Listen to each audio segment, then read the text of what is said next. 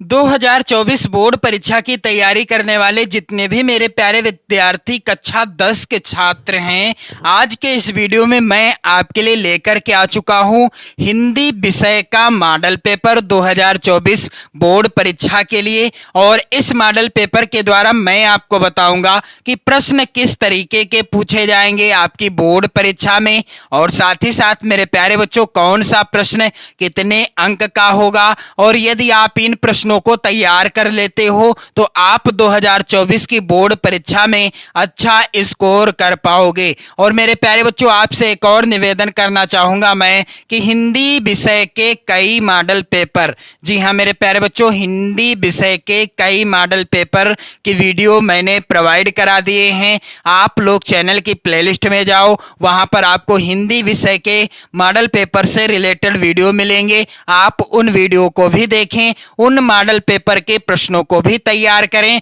क्योंकि वो भी प्रश्न आपकी बोर्ड परीक्षा 2024 के लिए वेरी वेरी इंपॉर्टेंट हैं। जी हाँ मेरे प्यारे बच्चों, और आज का जो मॉडल पेपर है यह भी आपकी बोर्ड परीक्षा 2024 के लिए मोस्ट इंपॉर्टेंट है। तो जो यूपी बोर्ड ने अपना सिलेबस बदल दिया है, यानी अपडेटेड सिलेबस है जो यूपी बोर्ड का, उसी अपडेटेड सिलेबस के आधार पर यह मॉडल पेपर मैं आपके लिए लेकर के आया हूं। तो यहां पर आप लोग ध्यान दीजिएगा, 3 घंटे 15 मिनट का समय मिलेगा, पूर्णांक रहेगा 70 अंकों का, और कुछ यहां पर निर्देश हैं, जैसे कि पहला है प्रारंभ के 15 मिनट परीक्षार्थियों को प्रश्न पत्र पढ़ने के लिए निर्धारित हैं। और अगला है प्रश्न पत्र 2 खंडों खंड आ एवं खंड बा में विभाजित है।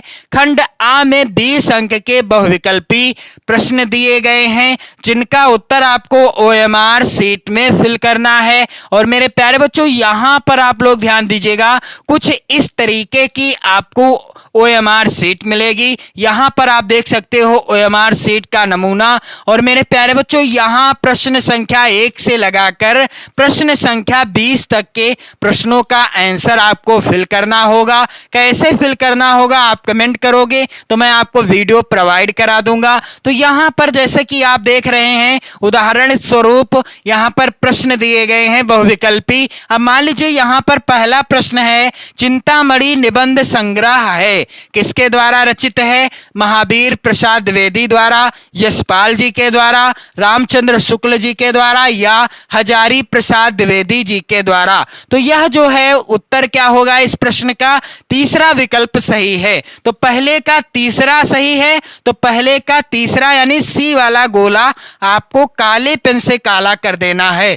और पेन कौन सा होना चाहिए? बॉल पॉइंट पेन होना चाहिए, अर्थात इस तरीके का। जेल पेन आपके पास नहीं होना चाहिए, जेल पेन से आपको नहीं फिल करना है ओएमआर शीट। तो मेरे प्यारे बच्चों आप लोग ध्यान दीजिएगा, अगला जो आएगा खंड बा 50 अंकों का होगा, जिसमें आपको प्रश्नों के उत्तर लिखने होंगे, यानी प्रश्न दिए होंगे, उत्तर आपको अपनी कॉपी पर लिखना होगा। तो मैंने मॉडल पेपर की वीडियो प्रोवाइड कराई है, आप लोग ध्यान दीजिएगा। और इस मॉडल पेपर के सभी प्रश्नों का मैं आपको आंसर भी बताता चलूंगा। जी हाँ मेरे प्यारे बच्चों, और एक प्रश्न से जो अन्य प्रश्न बनेंगे उनका भी आपको आंसर बताता चलूंगा। तो काफी ज्यादा इंपॉर्टेंट है वीडियो आप सभी के लिए, इसलिए वीडियो को पूरा देखिएगा और वीडियो को लाइक कर देना, शेयर कर देना, और मेरे प्यारे बच्चों अपने प्यारे प्यारे कमेंट भी करते रहना। तो यहां पर पहला प्रश्न है, चिंतामणि निबंध संग्रह है, दिए गए विकल्पों में से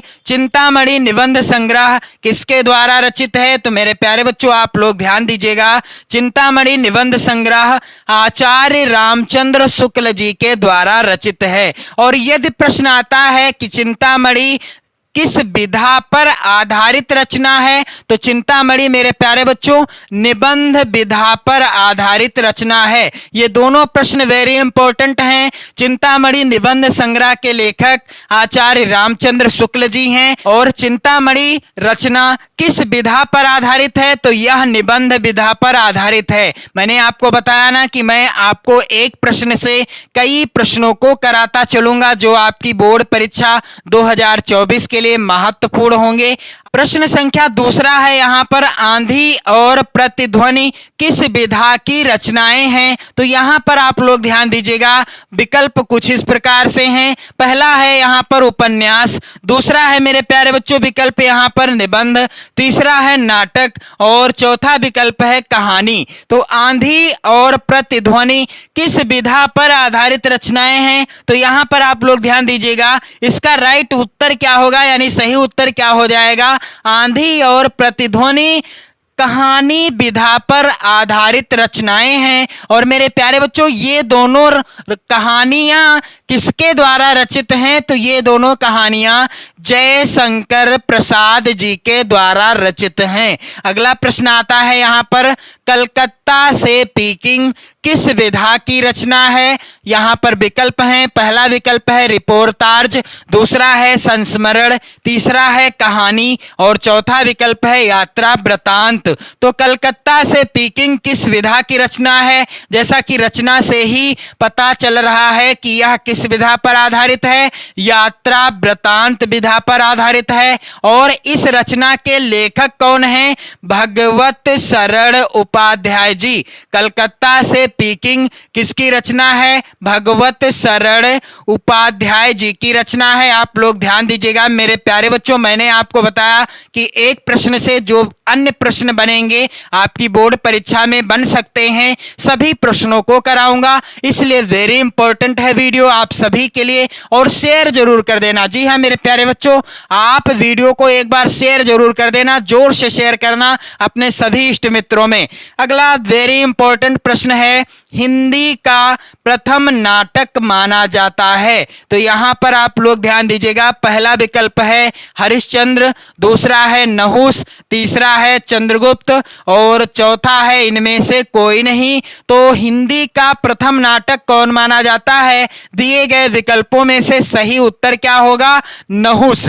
और आप कमेंट करके बताओ कि यह जो नहुस है, यानी जो हिंदी का प्रथम नाटक है, इसके लेखक कौन है? अगला प्रश्न है, निम्नलिखित कथनों में से कोई एक कथन सही है, उसे पहचान कर आपको ऑप्शन सही करना होगा। तो पहला है यहाँ पर कथन, हिंदी साहित्य का इतिहास रामचंद्र शुक्ल का निबंध संग्रह है। दूसरा कथन है, आत्मदाह चतुरसेन शास्त्री का कहानी संग्रह है। तीसरा है, आकाशदीप जयशंकर प्रसाद का प्रमुख कहानी संग्रह है। और चौथा है कथन, झूठा सच यशपाल द्वारा लिखित प्रसिद्ध नाटक है। तो यहाँ पर राइट आंसर क्या हो जाएगा कि आकाशदीप जयशंकर प्रसाद का प्रमुख कहानी संग्रह है। अगला प्रश्न मेरे प्यारे बच्चों वेरी वेरी इंपॉर्टेंट है, तार सप्तक के संपादक कौन हैं? दिए गए विकल्पों में से तार सप्तक का संपादन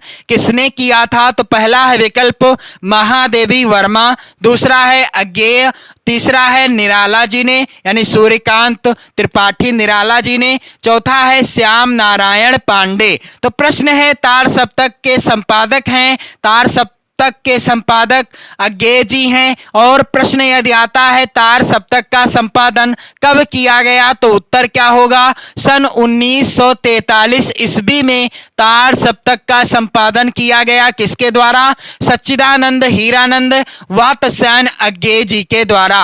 अगला प्रश्न है, कला और बूढ़ा चांद के रचनाकार कौन हैं? तो विकल्प इस प्रकार से हैं मेरे प्यारे बच्चों, पहला है जयशंकर प्रसाद, दूसरा है हरिवंश राय बच्चन, तीसरा सुमित्रा नंदन पंत और चौथा गिरिजा कुमार माथुर। तो कला और बूढ़ा चांद के रचनाकार सुमित्रा नंदन पंत जी हैं। अगला प्रश्न है मेरे प्यारे बच्चों, हिंदी का प्रथम महाकाव्य माना जाता है? पहला विकल्प है पद्मावत, दूसरा है रामचरितमानस, तीसरा है रामचंद्रिका और चौथा है पृथ्वीराज रासो। तो पृथ्वीराज रासो को हिंदी का प्रथम क्या माना जाता है? महाकाव्य माना जाता है। और लेखक कौन है? तो तो पृथ्वीराज रासो चंद-बरदाई जी के द्वारा लिखी गई रचना है। किसके द्वारा? चंद-बरदाई जी के द्वारा लिखा गया महाकाव्य है। अगला प्रश्न वेरी वेरी इंपॉर्टेंट मेरे प्यारे बच्चों, कह रहा है कि प्रति प्रति मुनि उकसहि अकुलाही देखि दशा हरिगन मुसुकाही में कौन सा रस है? विकल्प हैं हास्य रस, करुण रस और वीर रस या शांत रस। तो यहां पर कौन सा रस हो जाएगा? हरिगन मुस्काही, यानी हंसने लगे। तो हंसना किस रस का, यानी हास्य किस रस का स्थायी भाव है? तो यहां पर हास्य हो जाएगा। पहला विकल्प है यहां पर सही। अगला प्रश्न मेरे प्यारे बच्चों, जहां किसी एक वस्तु की किसी दूसरी प्रसिद्ध वस्तु से गुण, धर्म और रूप के कारण समानता या तुलना की जाती है, वहां कौन सा अलंकार होता है? तो विकल्प इस प्रकार से हैं। पहला है रूपक, दूसरा है अनुप्रास, तीसरा है उपमा और चौथा है श्लेष। तो जहां किसी एक वस्तु की किसी दूसरी प्रसिद्ध वस्तु से गुण, धर्म और रूप के कारण समानता की जाए या तुलना की जाए, वहां कौन सा अलंकार होता है? उपमा अलंकार होता है। अगला प्रश्न मेरे प्यारे बच्चों कह रहा है सोरठा के प्रथम एवं तृतीय चरण में कितनी मात्राएं होती हैं? विकल्प इस प्रकार से हैं। पहला है विकल्प मेरे प्यारे बच्चों 16-16, दूसरा विकल्प है 13-13, तीसरा विकल्प है 11-11 और चौथा विकल्प है 24-24। तो सोरठा के प्रथम यानी पहले और तृतीय यानी तीसरे चरण में कितनी कितनी मात्राएं होती हैं? तो यहां पर राइट आंसर क्या होगा मेरे प्यारे बच्चों? 11-11 होती हैं। सोरठा के दूसरे और चौथे चरण में कितनी कितनी मात्राएं होती हैं? यदि प्रश्न आता है तो उत्तर हो जाएगा 13-13 मात्राएं होती हैं सोरठा के दूसरे और चौथे चरण में, और सोरठा के पहले और तीसरे चरण में 11-11 मात्राएं होती हैं। अगला प्रश्न है चर और अचर में कौन सा समास है? पहला विकल्प है द्विगु, दूसरा है द्वंद्व समास, तीसरा है बहुव्रीहि और चौथा है कर्मधारय। तो चर और अचर में द्वंद्व समास है। अगला प्रश्न है नेह का तत्सम क्या होगा? तो यहाँ पर विकल्प इस प्रकार से हैं मेरे प्यारे बच्चों। पहला है प्रेम, दूसरा है लगाव, तीसरा है स्नेह और चौथा है इनमें से कोई नहीं। तो नेह का तत्सम रूप क्या हो जाएगा? स्नेह हो जाएगा। अगला प्रश्न है हिमांशु, सुधांशु, इंदु आदि किसके पर्यायवाची हैं? तो यहाँ पर विकल्प है पहला चंद्रमा के, दूसरा है पृथ्वी के, तीसरा है सूर्य के और चौथा है विकल्प आकाश के। तो हिमांशु, सुधांशु और इंदु ये किसके पर्यायवाची शब्द हैं? चंद्रमा के पर्यायवाची शब्द हैं। अगला प्रश्न है मेरे प्यारे बच्चों स्वागतम का संधि विग्रह क्या होगा? तो यहाँ पर आप ध्यान दीजिएगा राइट आंसर क्या होगा? सु प्लस आगतम हो जाएगा, यानी तीसरा वाला विकल्प सही हो जाएगा।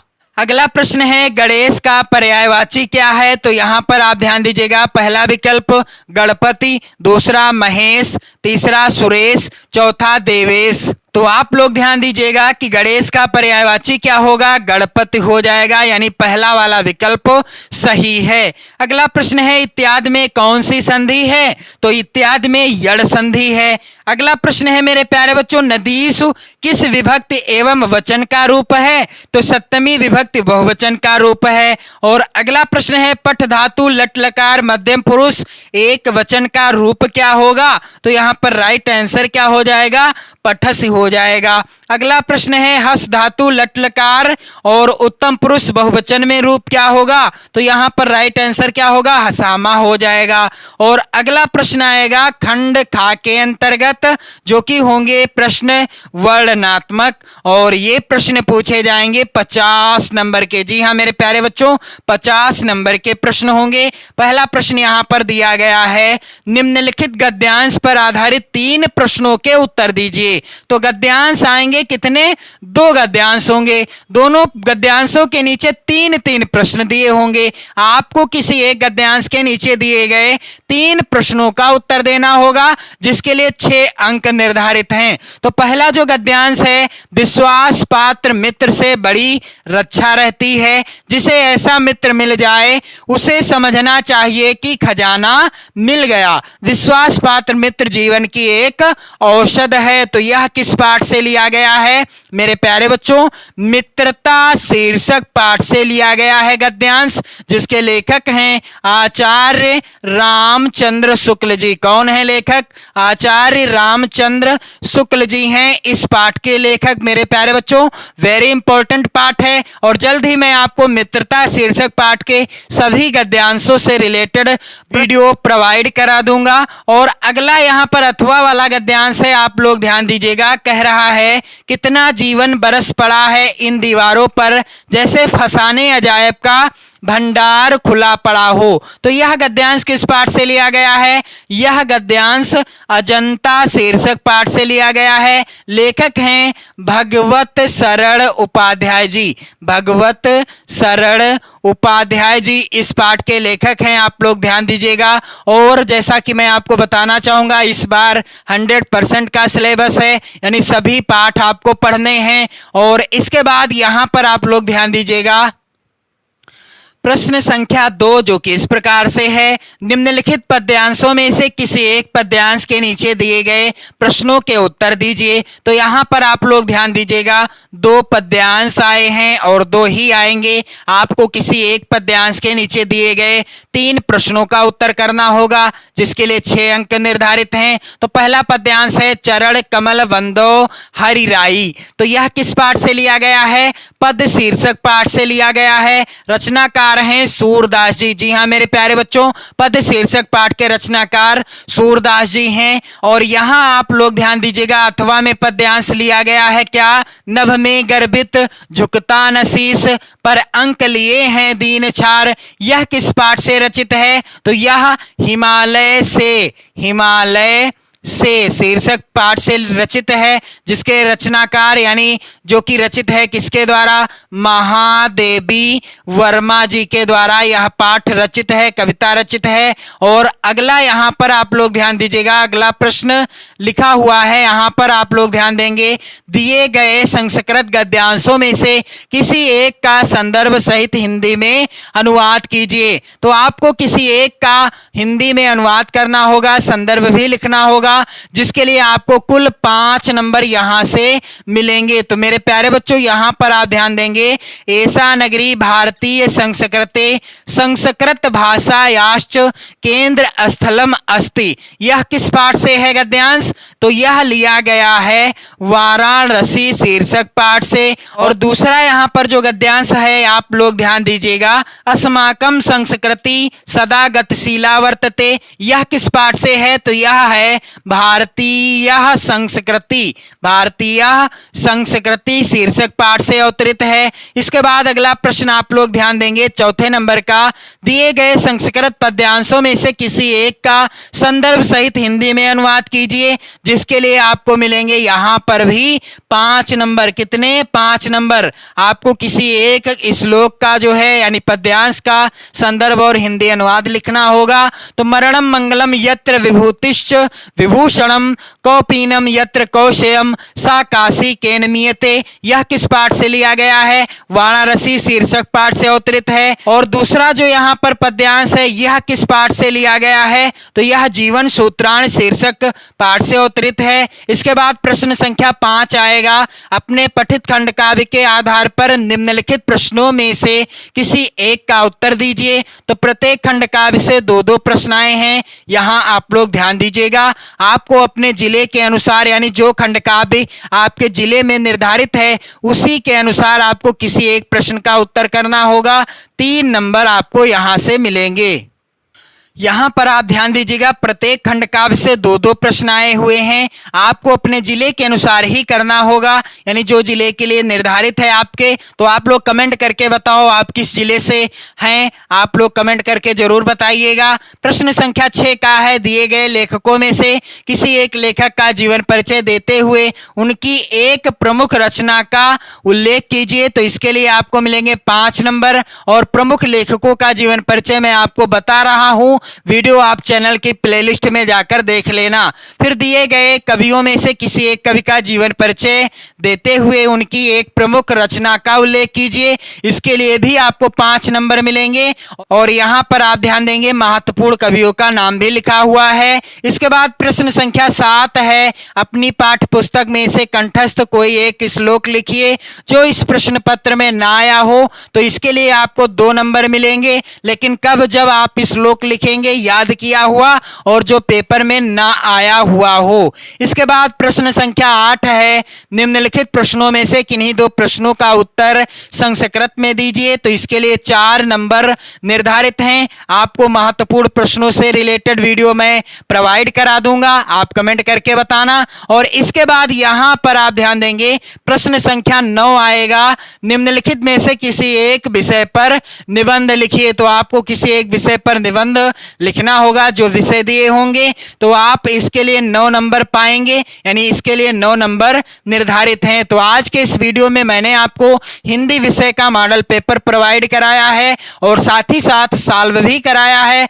हल भी कराया है। तो आप लोग वीडियो को ज़्यादा से ज़्यादा शेयर कर देना अपने सभी इष्ट मित्रों में। पढ़ते रहें, मस्त रहें, स्वस्थ रहें। जय हिंद।